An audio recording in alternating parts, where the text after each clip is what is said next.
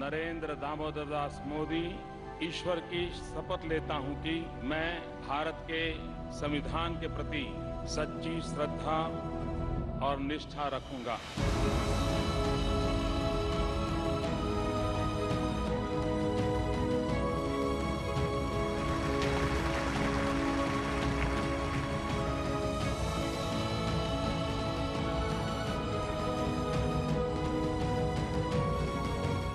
एक करोड़ 10 लाख से ज्यादा परिवार अपनी सब्सिडी छोड़ दें।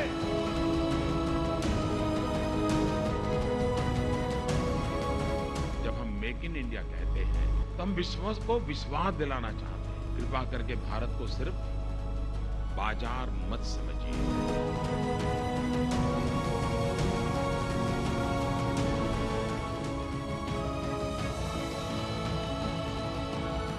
2 साल हो गए, 2 साल में आपने कोई खबर ऐसी सुनी है कि जिसमें मोदी सरकार ने 1 रुपया खाया हो?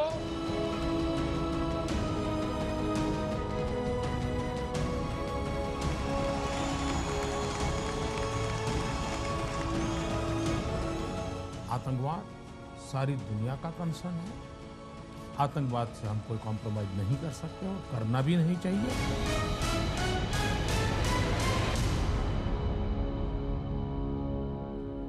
Okay, so let's begin our journey tonight with the subject which really has been the dearest to the Prime Minister. The Swachh Bharat Abhiyan. That's our top story on Big 5 at 10 tonight. A clean India in 5 years, over 1 crore toilets to be built in 5 years' time. That was the promise which was made by Prime Minister Modi. Now, most opinion polls which have been done suggest that India indeed is on the road to being dubbed as a totally Swachh country by 2019. Remember these pictures that we're playing on your television screens when Prime Minister himself wielded a broom and promised to change the face of cleanliness drive in India. As always, there are some black holes. Tonight, as the BJP government marks its 2nd anniversary, and while we of course do celebrate what's working well, time also perhaps to look at what's not working. So first up, the promises and a 5-point chart in terms of the deliverance on those promises as far as the Swachh Bharat Abhiyan is concerned. Here are the 5 facts that you need to know. 69.3% of households in rural India do not have toilets, 18% homes in urban India without toilets. Out of 29 states in India, only 2 states have no open defecation. The government's target was that 1.04 crore individual homes will have toilets. However, the figures that we have so far is that on an average roughly 7 to 8 lakhs toilets a month per annum are being built. That adds up to roughly 15 lakh homes which have toilets now. The government plans to have 5.0 lakh community and public toilets. However, 76,800 have been built so far. Only 36,629 out of 80,988 wards have 100% door-to-door garbage collection. Now, what do these figures tell you?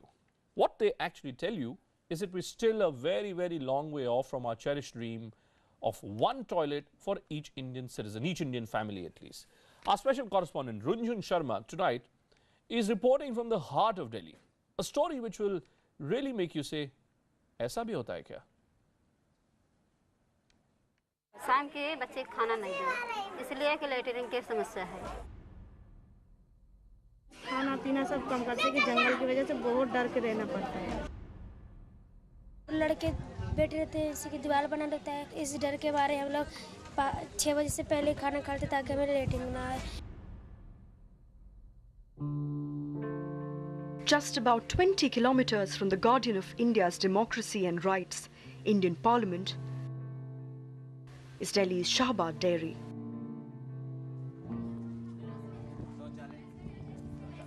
A slum area infamous for its shockingly high crime rate. CNN News 18's team visited the narrow alleys of the Basti. The mission, a Swachh Bharat status check. As we roam the filth-filled lanes of the Basti, it comes to our notice that not one household has a toilet. स्वच्छ भारत के लिए कुछ सुरक्षा नहीं मिला, नाले के लिए गए, नाले के लिए नहीं मिला, लैट्रिन के लिए ले गए, लैट्रिन को भी नहीं मिला। 30 साल हो गए मैं यहाँ रहते लेकिन आज तक लैट्रिन के लिए किसी ने कुछ नहीं किया। पानी भर जाता, इतना पानी हो जाता तो लैट्रिन में हल्के हम लोग पानी जाते हैं। Some big worries abound from just that. Topping that list, security. 3 months back, Urmila Devi's 12-year-old son had gone to relieve himself in the bushes behind the basti. He never returned. The boy went down as one of 42 missing children of Delhi's Shahbad Dairy area. An RTI reply reveals the list of those missing, though nothing has been done about it.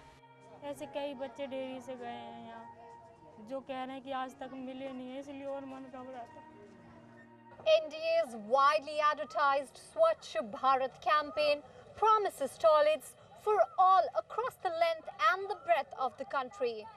But right here in the middle of the capital, about 50,000 people continue to risk their lives just to be able to defecate. Some desperate measures have arisen. Mothers have decided to not give their children anything to eat or drink post sundown. हम लोग रात के खाना बच्चे को नहीं देते, latrine बदल के जंगल में जाना पड़ता है। हर घर की कहानी लड़कियों को तो अक्सर करके उनकी माँ खाना नहीं देती हैं। अगर देती भी है तो कहती हैं कि अगर रात को लड़कियां कहती मम्मी लैट्रिन चल, कहती इसीलिए बोली थी ना खाना नहीं खाना रात में, अब लैट्रिन लेके कहाँ जाऊँ जंगल में। But getting attention of the lawmakers hasn't been easy. सरकार हमारे लिए एक शौचालय बना दे तो हम डर के नहीं जिएंगे। Now that's the reality. That's the reality. No, not in some forgotten zone of Chhattisgarh or Madhya Pradesh or some other poorer state, but that's the reality of an area which is in the heart of National Capital Region. That's why on this special program, Big 5 at 10, we've started this show with this story which was done by Runjhun. Now what we did was we'd also put up an online poll on 2 years of Modi governance, and we'd asked you if your city indeed has become clean. Let's look at what you all say. 46% are saying yes, cleaner than before. Some are suggesting it needs more cleanliness, and just a small minority is suggesting that no, these cities are still dirty. There are lots and lots of tweets that we've got as well. So let's play some of those tweets for you. Has the Swachh Bharat drive made your city cleaner? Ritika is saying there hasn't been any drastic change in Gurgaon. Perhaps Ritika lives in Gurgaon. Neighborhoods, marketplaces are still smelly and filthy. What does Priyanka Nanda say? Priyanka Nanda, who's from Chandigarh and another one of our regular tweeters, she says she's always maintained cleanliness. And last 2 years, the standards in Chandigarh have just risen, with roads and markets being cleaner than ever. So right at the top, right at the top of the program, as we put up that big question on the screen, is Swachh Bharat Abhiyan still a distant dream?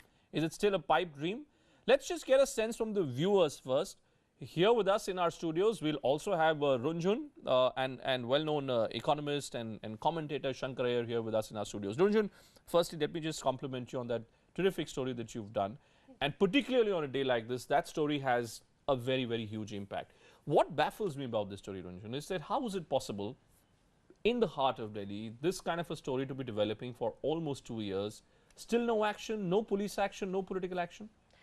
Right, Bhupen. And the thing is, this is one cluster, one slum that I went to and shot my story. But this is not something which is a story of one slum. You know, places where there are toilets that have been constructed, let's talk about that. The toilets are either not functional, there's no water, the taps are broken, and the funny thing here is that the toilets are shut post 8 or 9 in the evening, which again means that girls, children, women, they're starving post sundown. But what have the cops done? What's the police done in this case? So the thing is that this particular area, 42 children in 1 year have been missing. Of course, that's 42 children in 1 year missing because they dared to go out in the open and defecate? Yeah. And that's the reason, is that the official reason which has been given by the cops as well, that the reason why they disappeared was because they'd gone out to defecate? So this is, the Basti people claim that every time their child goes out, they are scared. So every single time they're going out to defecate, they are scared. And yes, these 42 children, they've gone out in the night, the day, they have been kidnapped, they have been raped, they have been, you know, assaulted. And in fact, getting assaulted, I think it's an everyday thing. Shankar, what's the problem here? You know, I've just come from a function which was organized to mark the 2nd anniversary of the BJP government, and we were being given these lovely figures as if everything was completely it was like a really sweet success story which was being sold. I must compliment her on a very good story. this story proves that everything that can go wrong in India will go wrong in India. Irrespective of the intention. So because we are faced with structural issues, and the structural issues is that Prime Minister Modi is a change evangelist. So he evangelizes change and social ideas and political ideas and economic ideas. But the system has to deliver, and the system is still the same.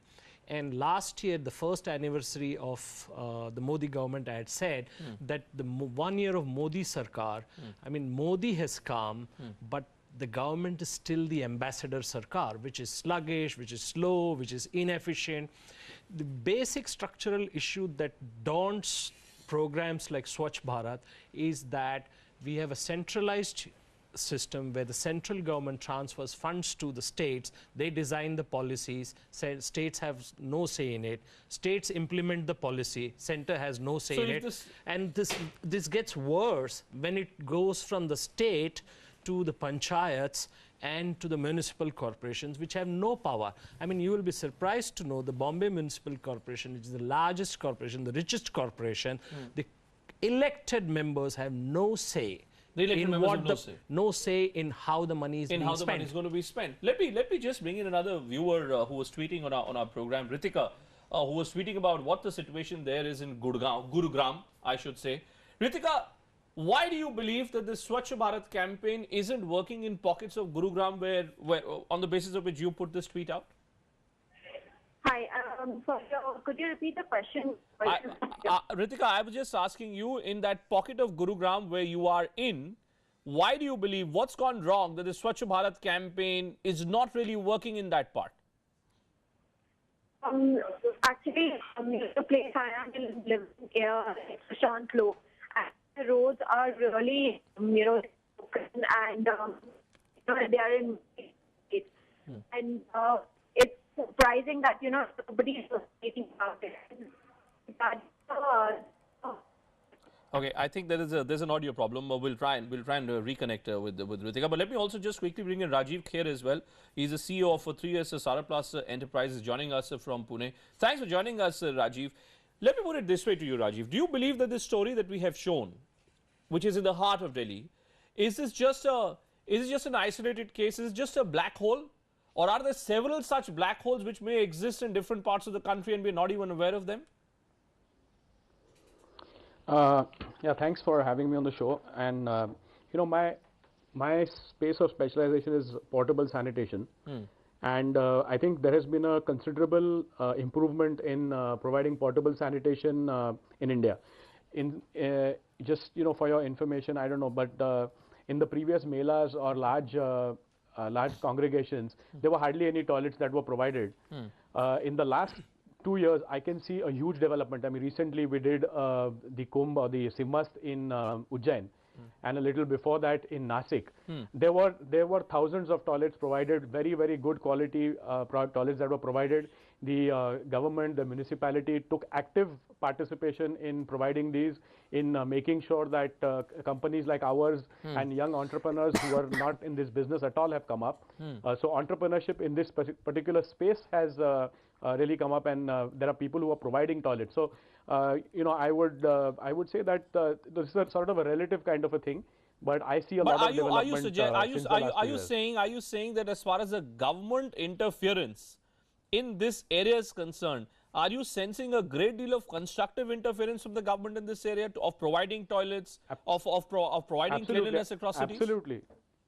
Absolutely. I think the government is taking very good active participation. I mean, in cities like Pune, for example, or for that matter, in places that we work in, I think there is a phenomenal amount of involvement with the municipal commissioner, the local politicians, and it's across party lines. It's not just to do with only the particular party. Which is different from what Shankar you were trying to suggest, that maybe there are political differences which what he's saying, are still at play. What he's saying makes the case clearer. When the government puts its mind to do it at the Kumbh Mela or at the Ujjain Mela, they can do it because there is a direction, there is funding, there is form, the functionaries, all of that is there, and there is water.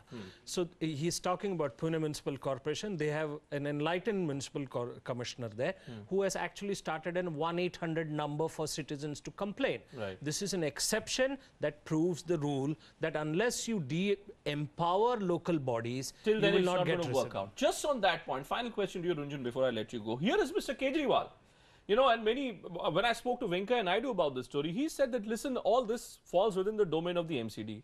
Now, here is Mr. Kejriwal, who goes to the extent of interacting with a rape survivor at All India Institute of Medical Sciences. He's been in business now for 1 year. He also came up with the report card. Am I to understand even he's not aware of what's going on in this place? So, you know, I think it's a fairly complicated question, Bhupen. It's the classic case of, you know, the state and the centre shifting blames to each other. And of course, MCD is responsible, yes. The local MLA of this area is Aam Aadmi Party. But let's not forget that Swachh Bharat Mission is a Ministry of Urban Development. It falls under the Ministry of Urban Development. That's where the problem perhaps lies. But I do hope, whether it's the MCD, whether it's the Delhi Chief Minister or its central government, Mr. Naidu himself, you need to be looking at this story, and I hope that there will be some kind of an impact which will be generated after the story which has been done on CNN News 18. Thanks very much, Runjhun. I'll let you off on this story.